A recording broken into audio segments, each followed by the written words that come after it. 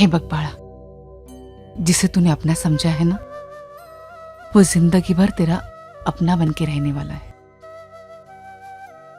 मैं जानती हूं मेरी बच्ची बहुत समझदार है। आने वाले बदलाव के साथ वो खुद को भी बदल देगी। पनबाड़ा, मैके और ससुराल में बहुत अंतर है। बहुत संभल के रहना पड़ता है। मैं याद रखूंगी आई। मैंने हमेशा से ये सोच के रखा था कि शादी के बाद तुझे इस तमाशा और लवणी की जिंदगी से दूर रखूंगी, पर पता नहीं आई महालक्ष्मी ने तेरे लिए कुछ और ही सोच के रखा है। वो एक साथ तुझे स्वरा बाई और स्वरा महेश महाजन बनाए रखना चाहती है। आई नहीं, अब मैंने भी सच्चाई स्वीकार की है। तेरी खुशी में तो मेरी खुशी है।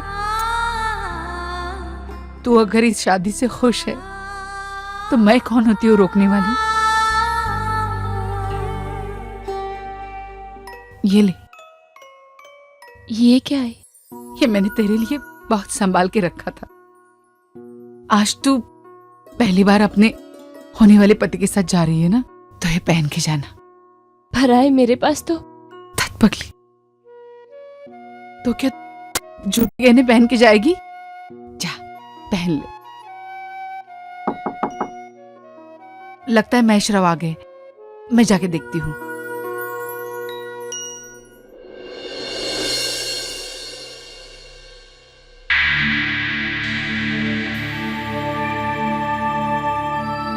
आइए आइए। जी नमस्ते। बैठिए। शुक्रिया। कैसी हैं आप? बस ठीक हूँ। बस अपने सिर से बेटी की शादी का बोझ उतार रही हूँ, तो ठीक ही रहूंगी ना। आप क्या लेंगे? चाय? नहीं, कुछ नहीं, आप तकलीफ मत कीजिए। मैं स्वरा को जल्दी लेके निकलना चाहता था। वैसे भी मुझे यहाँ आने में देर हो गई। स्वरा कहीं नजर नहीं आ रही। बस तैयार है, आती ही होगी। आ गई।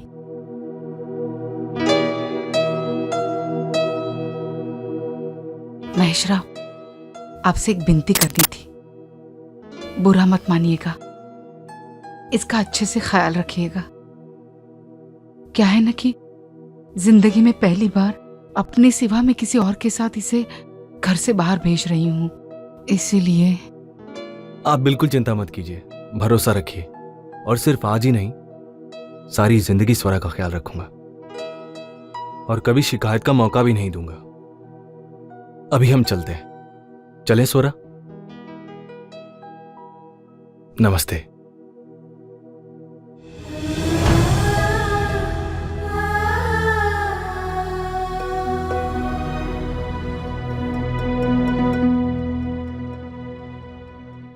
तुम रुको, मैं बाइक स्टार्ट करता हूं।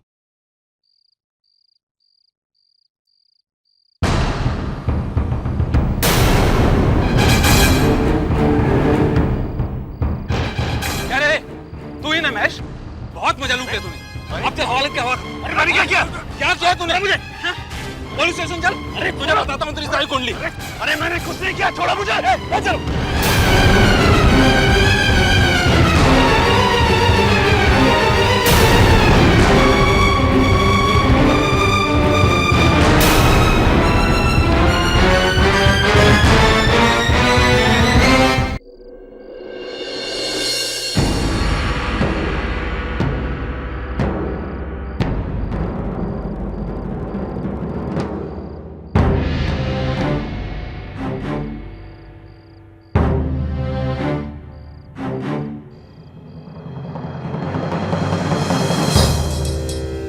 आओ।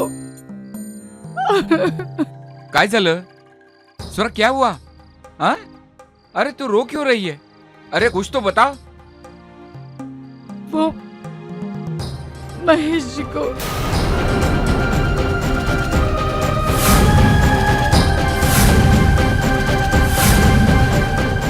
मेरी बच्ची की जिंदगी तो बर्बादी हो गई ना। इधर महेश राव को पुलिस उठा के लेके गई और उधर आप आदित्य जी के रिश्ते के लिए मना कर रहा है।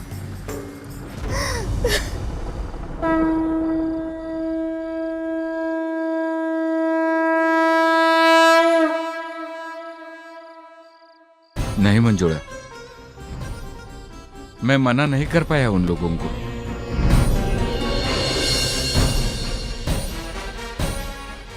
मना नहीं कर पाए मतलब? आप तो उन्हें मना करने के इरादे से गए थे ना, फिर क्या वजह हो गई जिसकी वजह से आप मना नहीं कर पाए? कई बार हम सोचते कुछ और है और होता कुछ और, वैसे हुआ। लेकिन वहीनी साहब, हम आपके साथ रिश्ता कैसे जोड़ सकते हैं? हमारी और आपकी बराबरी कैसे हो सकती है? परशुराम जी, आप अपने आप को कभी भी किसी भी तरह कम मत समझिए। अच्छा, बराबरी का मामला छोड़कर और कोई संदेह है आपके मन में? नहीं। नमस्कार अन्ना साहेब, नमस्कार। अरे पाटिल साहब, या नमस्कार साहेब। अरे मोहिती साहब, तुम्ही पण बसा ना, बसा नमस्कार। बसा बसा बसा। ऐसा लगता है कि पूरी की पूरी शुगर लॉबी हमारे घर पधारी है। नंदिनी, देख रही हैं ना आप, एक साथ कितनी मिठास भरी है हमारे घर में। अरे परशुराम जी, आप क्यों खड़े, बैठिए ना, बैठिए। अच्छा मोहिती साहब, ओळख करून देतो, इनसे मिलिए। ये है परशुराम जी, हमारे होने वाले समधी। परशुराम जी, हे मोहिते साहब, सातारा शुगर फैक्ट्री के चेयरमैन और हमारी पार्टी के जिलाध्यक्ष। और यह है पाटिल साहब, यहाँ के सभापति हैं और कोल्हापुर सहकार महासंघ के सचिव। अन्ना साहेब, आदित्य राजे का रिश्ता तय हुआ और आपने हमको बताया तक नहीं। अरे नहीं नहीं, ऐसा कुछ नहीं है, आप आने से थोड़ी देर पहले सब कुछ पक्का हो रहा था। अन्ना साहेब, सुनकर बहुत अच्छा लगा। परशुराम जी, आपकी बेटी बहुत भाग्यशाली है। आदित्य जैसा वर मिलना मतलब। मोहिते साहब, अभी आपने इनकी बेटी को नहीं देखा है, वरना ये बात आप आदित्य के लिए भी कहते हैं। परशुराम जी, मुझे क्षमा कीजिए, एक काम के सिलसिले में मुझे इनके साथ जाना होगा। वैसे काम से पीछा छूटता नहीं है, लेकिन क्या करें, ये काम है जो हमारा पीछा नहीं छोड़ता। अच्छा, तो हम चले।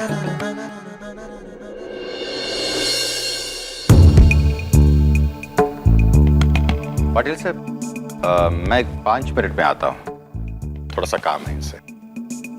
भोसले,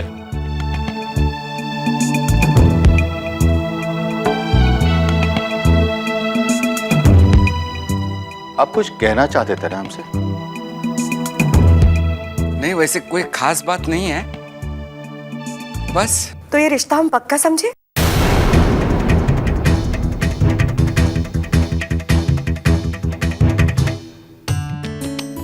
चलो, बहुत खुशी की बात है।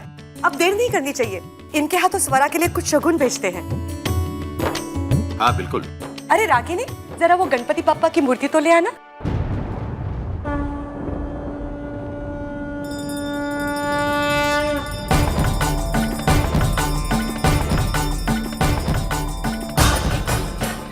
क्या?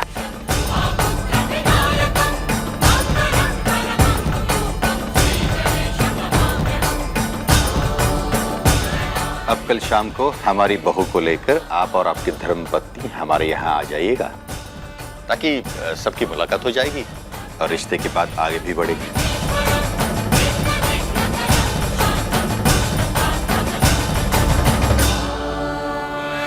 और उन्होंने मुझे शगुन के तौर पर मुझे बाप्पा दिया।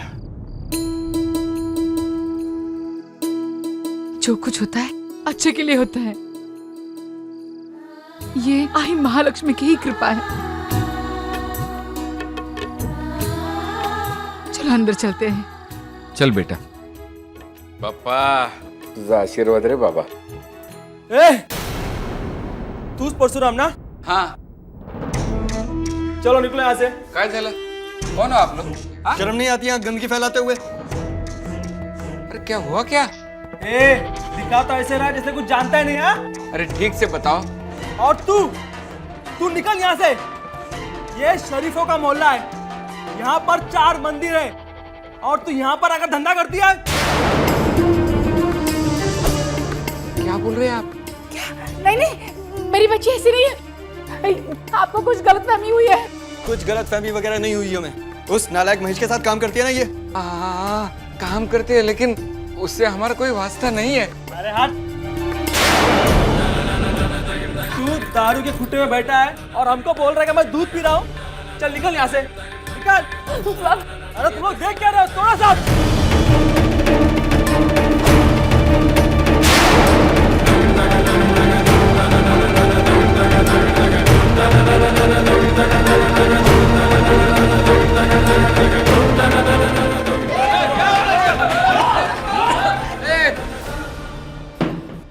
चलो निकलो यहाँ से। इंस्पेक्टर साहब, हम इन लोग को यहाँ नहीं रहने देंगे। ये शरीफों का मोहल्ला है और यहाँ इन जैसे लोगों का रहना। मोहल्ले की जिम्मेदारी लेने के लिए अभी हम लोग जिंदा हैं। तुम्हें कानून हाथ में लेने की कोई जरूरत नहीं है। निकलो, निकलो यहाँ से। चलो रे।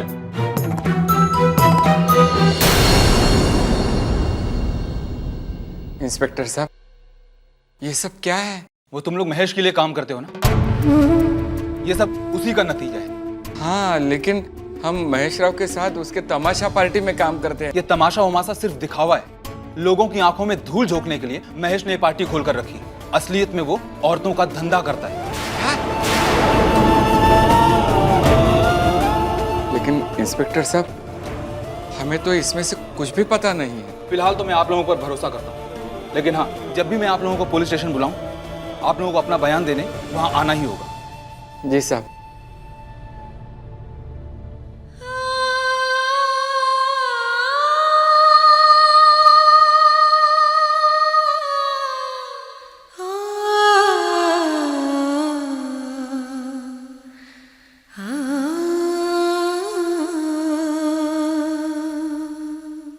आज का दिन वाकई अच्छा है और अच्छा होना भी चाहिए। आज मेरे अमोल का जन्मदिन है। अहो, आपने देखा होगा ना, अमोल के हर जन्मदिन पर कोई ना कोई खुशी घर आती है। आज भी देखिए ना, परशुराम जी आकर मेरे आदित्य के रिश्ते के लिए हाँ कर गए। हमारे इतने दिनों की इच्छा आज आखिर पूरी हो गई। जगदम्ब जगदम्ब। अब बस जल्द से जल्द मेरी बड़ी बहू इस घर में आ जाए, मुझे और कुछ नहीं चाहिए। अरे, इस बात से मुझे याद आया, रागिनी, साखर पुड़े की बात करने के लिए हमें उनके घर जाना पड़ेगा ना कल। पढ़ाई इतने जल्दी? मेरा मतलब है आज ही तो पहली मुलाकात हुई है उनसे, और आज ही। बेटा, शुभ कामों के लिए देर नहीं करते। हाँ, और वैसे भी जब तक आदित्य शादी करने के मूड में है, उसकी शादी करा देते हैं। कल को ऐसा ना हो कि उसकी प्लानिंग चेंज हो जाए और उसकी आई सपने बुनती रह जाए। काय हो, मुझे मेरे बेटे पर पूरा यकीन है। मैं जानती हूँ वो अपनी बातों से कभी नहीं मुकरेगा।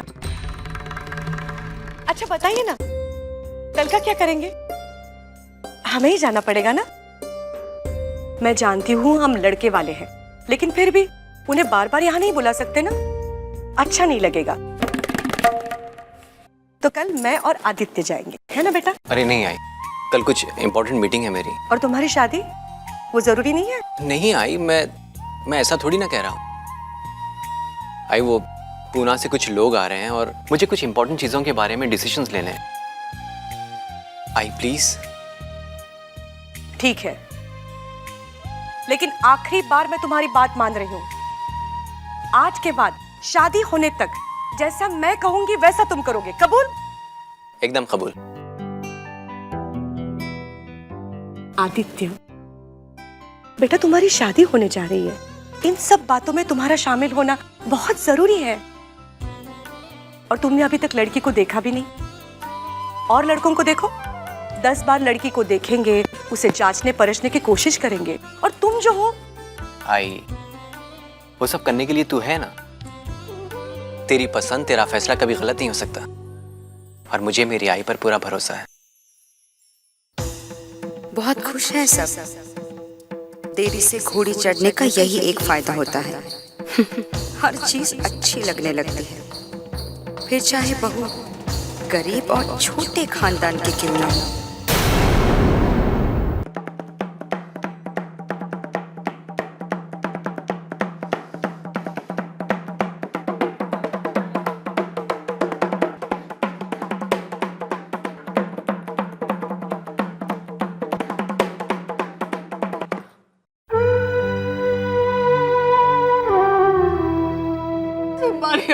आपको संभालिए। जरा अपनी सोना की तरफ तो देखिए। वो मुंह से कुछ बोल नहीं रही है, लेकिन इस हादसे की वजह से पूरी टूट चुकी है। हमें उसे फिर से खड़ा करना है। हाँ देखिए, अभी तक कुछ गलत नहीं हुआ है। जो कुछ भी गलत होने वाला था वो हो चुका। हालात अब भी सुधर सकते हैं।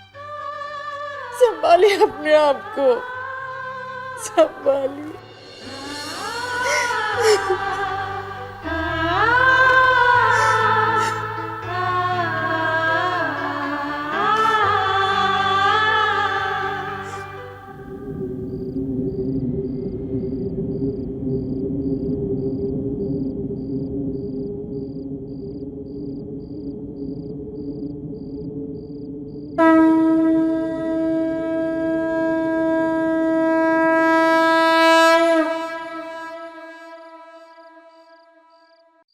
हे काय पापा, आपने मेरे साथ ऐसा क्यों किया?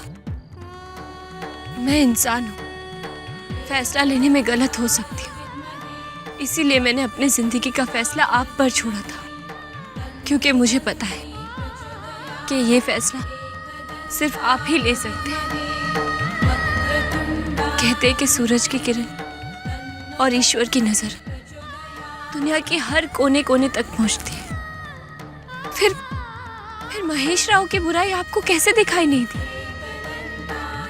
या फिर ये कहूं कि आपने देखकर भी अनदेखा कर दिया? ऐसा क्यों किया पापा आपने? मेरे साथ ही इतना गलत क्यों किया पापा? पापा कभी किसी के लिए गलत नहीं करते।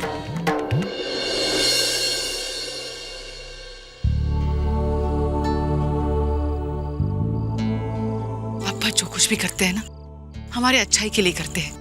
बस उनकी लीला समझने के लिए हमारे पास वो नजरिया होना चाहिए। काहे समझू में आई?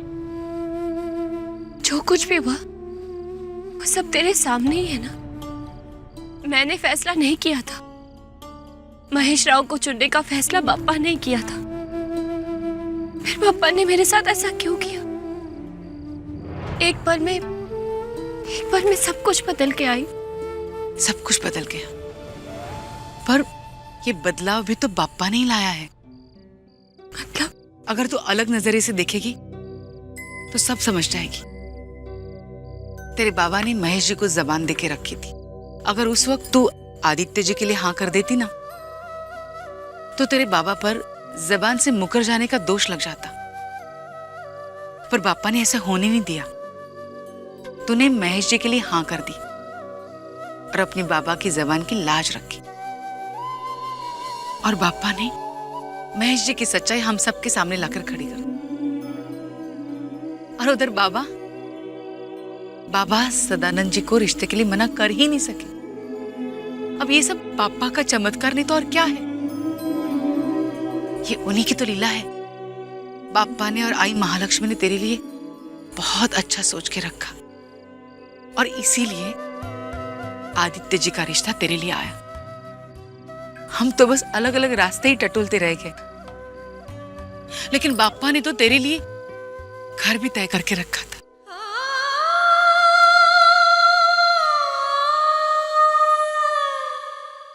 ओए बाळा,